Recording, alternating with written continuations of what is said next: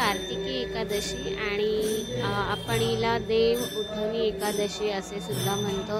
तसेच या दिवसापासून चातुर्मास समाप्ती होते आणि तुळशीच्या विवाहाला आरंभ होतो।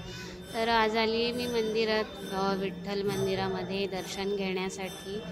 मंदिर एवढं सुंदर आहे की इथे विठ्ठलाच्या आरतीचा अगदी प्रत्यय येतो की गरुड हनुमंत पुढे उभे राहतील। आणि खरंच हे गरुड मंदिर आहे आणि ह्याच्याच बाजूला अगदी हनुमंताचं मंदिर आहे आणि ह्याच्या एकदमच समोर पांडुरंग आणि रखुमाई दिसतात, म्हणजे गरुड हनुमंत पुढे उभे राहतील। खूप सुंदर असं हे मंदिर आहे। तर अशा निमित्ताने पांडुरंगाचं दर्शन घेतलं।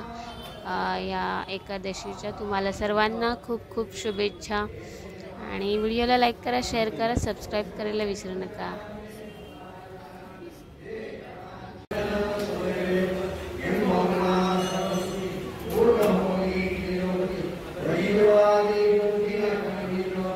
आणि